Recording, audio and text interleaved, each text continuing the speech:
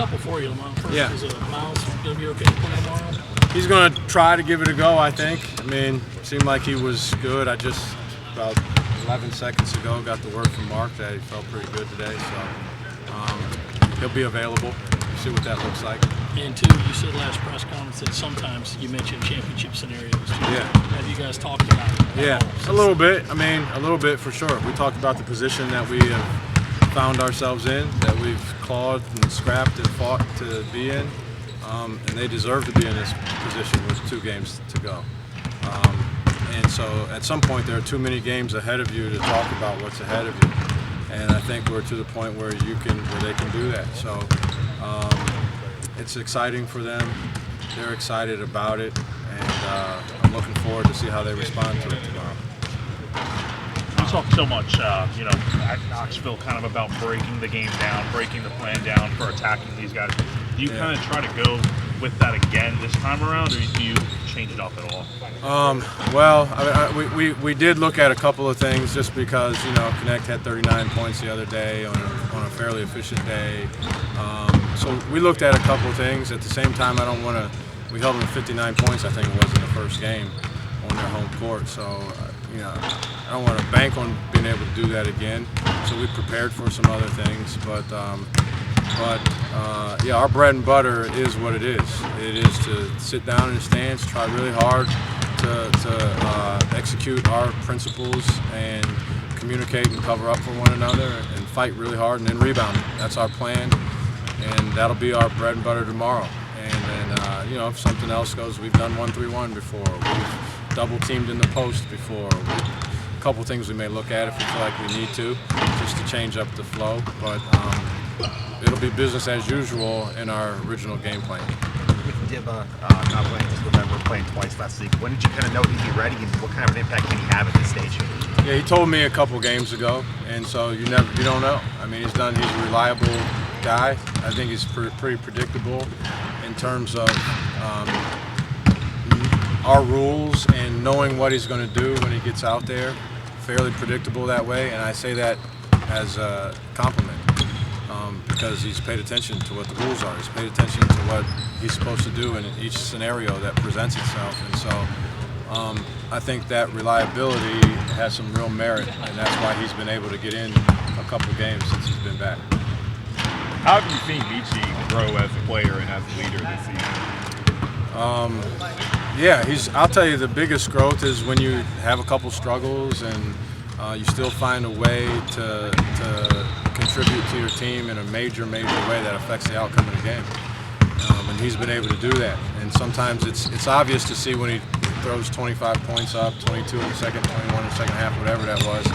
It's easy to see those contributions, but he's had plenty of other games. And, you guys are the ones that asked me, well, what's up with Meechie when he only goes 1 for 11 in a game that we win? And someone else had a good game. And I get it. That's what someone's supposed to ask because they're surprised that he's not doing what he's done in other games. But we got other guys, and he's able to make an impact in a lot of different ways. And he's clearly an explosive guy, and he was in our last game. And we like him to be explosive. We're really good and better when he's explosive like that.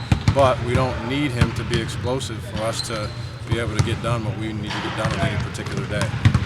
How important was that win over Tennessee as far as giving the guys confidence that they could be a championship contender, but also help them to bounce back from some tough moments? Yeah, I mean, in terms of playing them again, we showed some film on some of the things that we did that we had success with. We showed some other things that we can do better. I think there are a lot of reasons why our guys will be confident going into the game, one of which is probably that we've played well against them before, but since that day has happened, we've also achieved a lot of things. We've had some really tough other road games. We've come off of a 2-game loss to turn into 3-game wins after that. There have been a lot of things that have really built up a true sense of confidence for these guys, and it won't stem from just the fact that we beat Tennessee in one particular game. I think they'll look back on their whole total body of work, and that will inspire true confidence.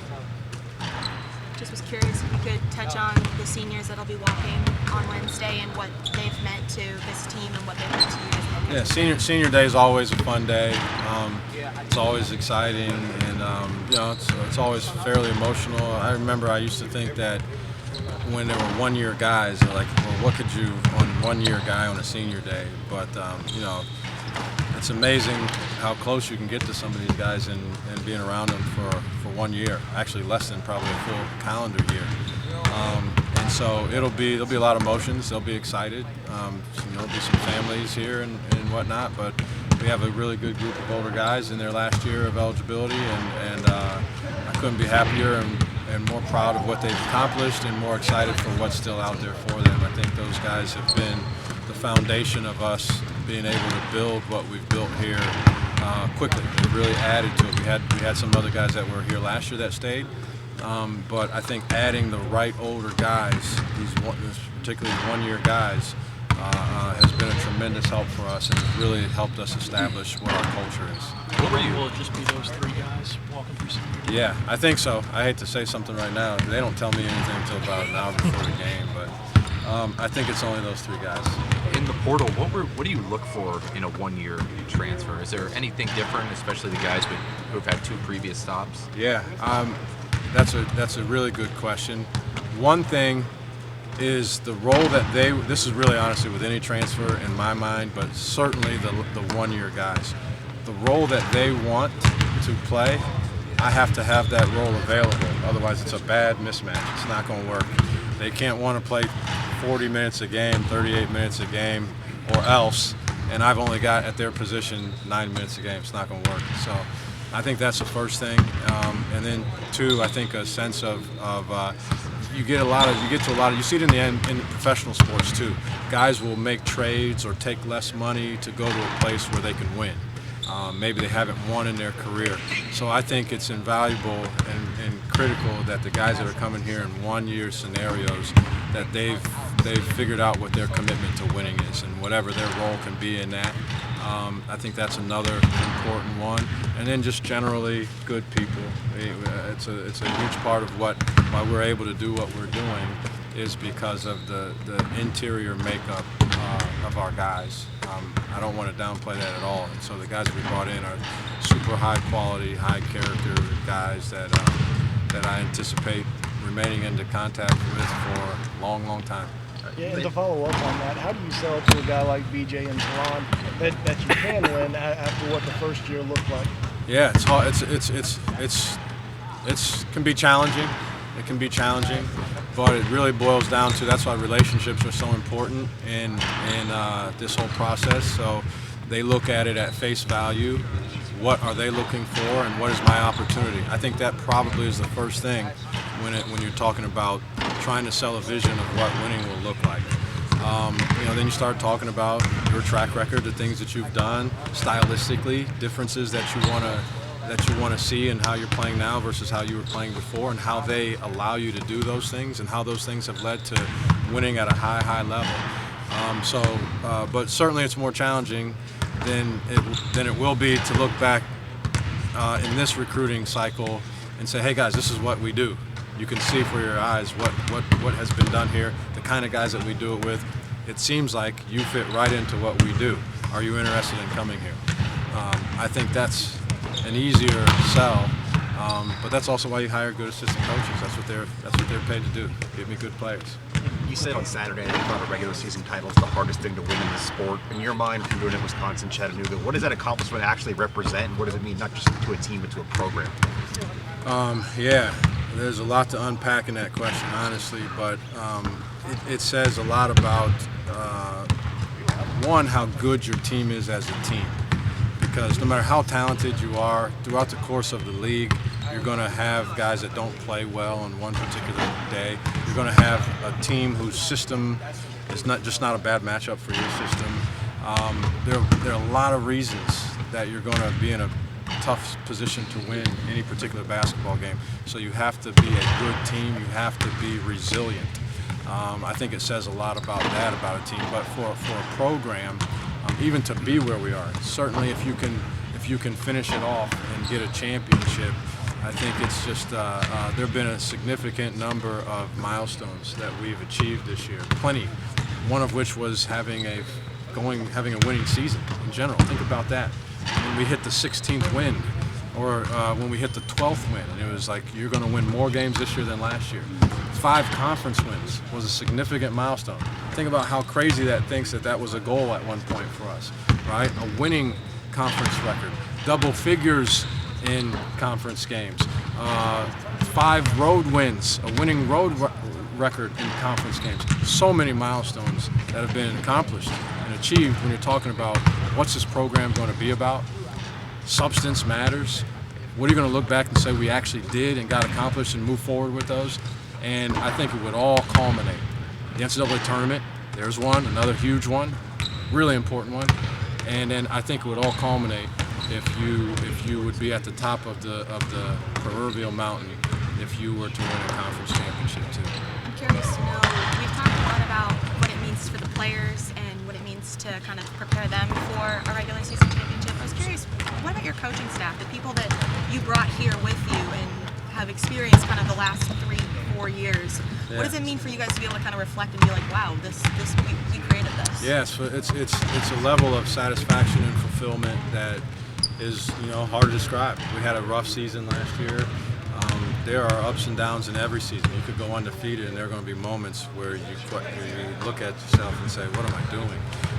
But certainly, when you have a team, a record like last year, a season like last year, there's nothing more rewarding, fulfilling, and the level of satisfaction you get for being able to produce something like this is, and it's not just the wins and losses.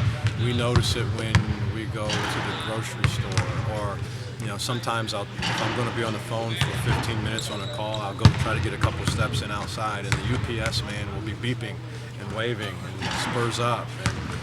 So those are the things really when you think about what your impact has been. It's not the wins and losses are what it is, but the impact that you can have on a whole community, on a university, on a fan base, on a student body, that's impactful in terms of just overall fulfillment in what you're doing. On along those lines, I know coaches hate to look too far ahead. You got the regular season games and the SEC tournament, but at this point, this team is going to be in the NCAAs, and right, fingers crossed. And you've been there before in situations like that. Say at Wisconsin, I'm sure towards the end of the season you knew, but at Chattanooga you had to win the tournament in order to go. Yeah. So between now and then, knowing that that's coming, what's your process like with these guys to get them not just prepared for the game to game, but getting prepared for the long run? Yeah, I think one thing, there's just an overall sense of relief, particularly there's a lot of angst with any Division I program trying to make the NCAA tournament. Then you start talking about how rarely that's happened at this program. Then you start talking about the kind of season that you've had and what it might mean if somehow you don't make the tournament after you've had such a good, and the excitement is there for everything, and then you don't make it. So I think the biggest is a feeling of relief for the guys, and because of that, you can really let your hair down. We talk about playing relaxed all the time. It's just one less thing that guys are internalizing is what the postseason looks like and the outcome based on what this is. And so I think it allows us just to play a little more freely. And in reality, we're not doing anything in preparation for what the postseason is. We're really focused on trying to win a conference championship, and that starts with tomorrow's game against Tennessee. But it's nice to be in a position where, again, fingers crossed, you feel pretty confident that on Selection Sunday they're going to call your guys' names, and there's going to be a level of jubilation that these guys have probably not experienced possibly in their lives as it pertains to basketball. Thanks, Coach. Thanks.